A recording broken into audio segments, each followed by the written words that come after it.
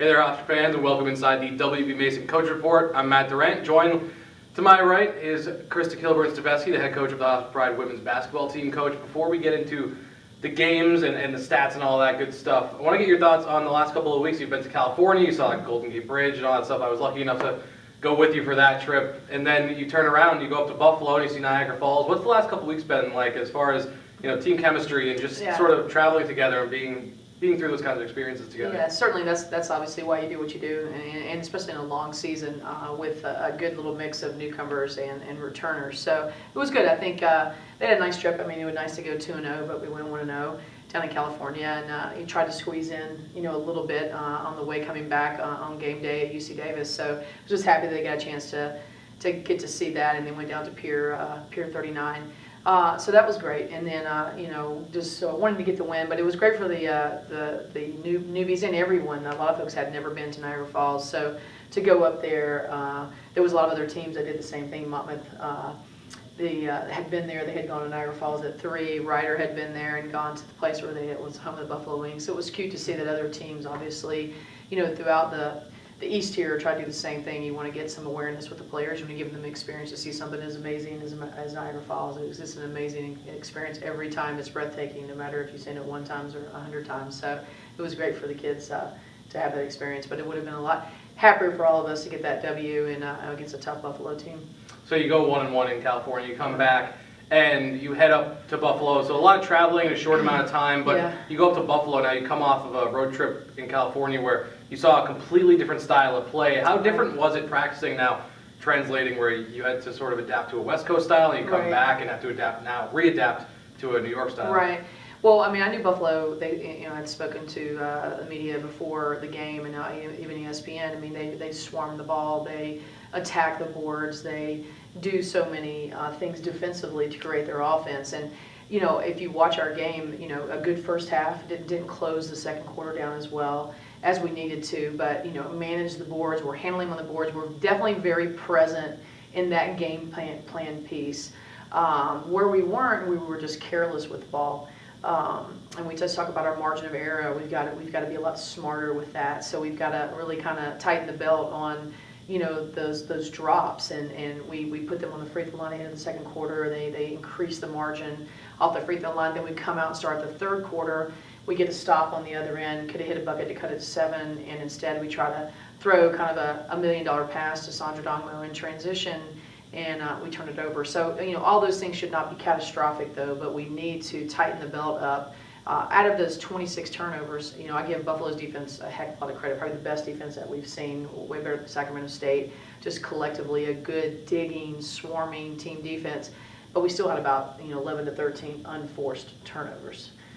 Just casually, just not stepping to the ball or trying to thread the needle. And you can't beat good teams that are 6-0 coming at their place and turn the ball over. Well, you talk about those turnovers between your 2 point guards, Alexis Davis and Crystal Luciano. I believe they combined for 4 assists, but 12 turnovers. One being a veteran, one being a newcomer. So it's kind of strange to see the same stat be the same number for a young player at the position and a veteran. What's your take? Well, and that's not Crystal's stat line too, right? I mean, she doesn't turn the ball over like that. Right. She has like a personal goal. She wants less than 3 turnovers a game. Really, she'd love to have 2.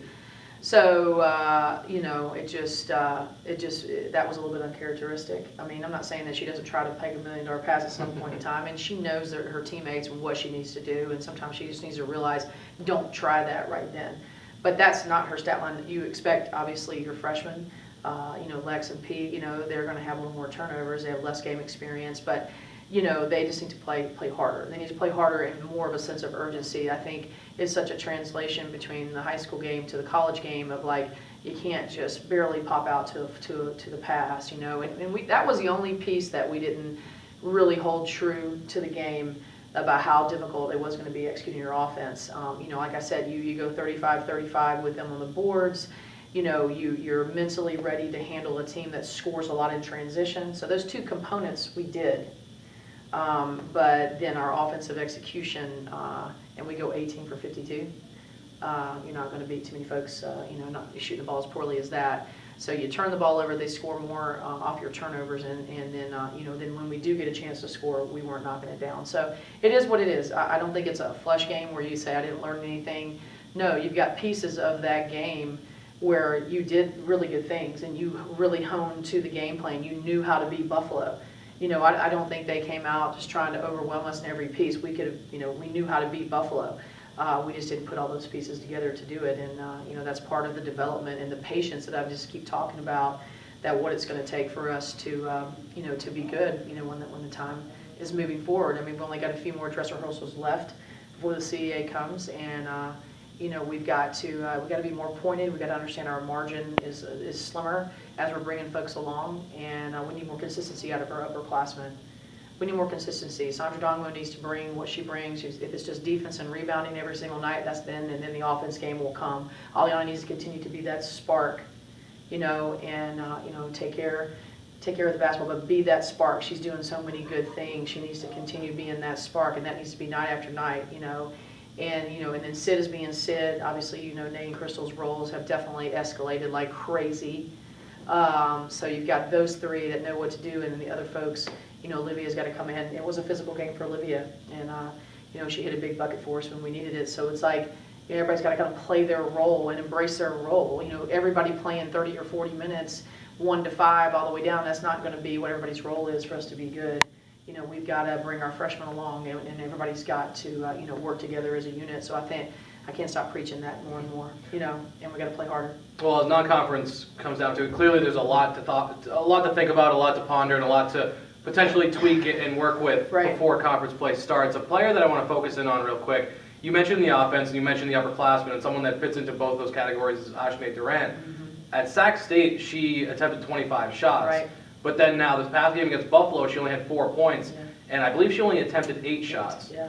So where's the happy medium for Nay, where it's either she seems to have to take a lot of shots, but then the offense just isn't there if she's not attempting them. So where are you trying to push her? She needs to take 25 shots. And that's just something. Again, her role can't be, okay, Angie White will take these shots, or Darius will come in and take these shots, or Jaquel or Asia, any of those guys right there.